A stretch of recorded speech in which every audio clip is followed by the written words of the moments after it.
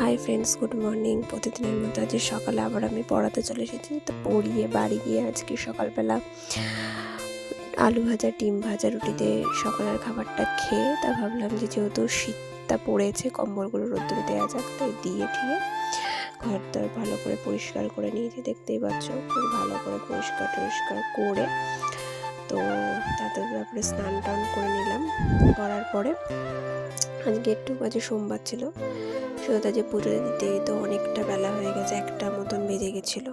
তো ভালো করে পুজো টুজো দিয়ে যেহেতু 1টা বেজে গেছে, সেহেতু পুজো টুজো দেওয়ার পরে ভাবলাম যে লাঞ্চটাও করে নিই।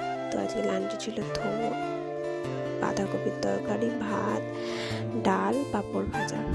প্রথমে তো থোর দিয়ে ভাতটা খেলাম, খাওয়া দাওয়ার পরে তারপরে বাঁধাকপি দিয়ে ভাত খেলাম। খেয়ে দিয়ে লাস্ট ডাল খেলাম।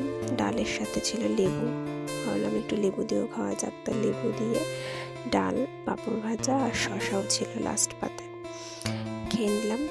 খেয়ে দিয়ে একটু রেস্ট নিয়ে আবার আমার বিকালবেলা আর একটা পড়ানো থাকে, তো সেখানে আমি পড়াতে চলে গিয়েছিলাম, দেখতেই পাচ্ছ। তারপরে ওখান থেকে কাকিমা আজ শীতের প্রথম পিঠে দিল, যেটা ভাজা পিঠে দেওয়ার পরে তারপর আমি স্টুডেন্টকে আবার একটু পড়িয়ে লিখতে দিয়েছিলাম। তো ততক্ষণে লিখতে ততক্ষণে আমি আমার পিঠেটাও খেয়ে নিলাম। খেয়ে দিতে ভাবলাম যে একটু ফুচকা খাওয়া যাক, অনেকদিন ফুচকা খেতে যাওয়া হয়নি। তো সেহেতু আজকে একটু ফুচকা খেতে গিয়েছিলাম আমাদের বাড়ির সামনে বাজারেই। ফুচকা টুচকা খেয়ে তো ভাবলাম যে তাহলে আরেকটু দই ফুচকাও খাওয়া যাক।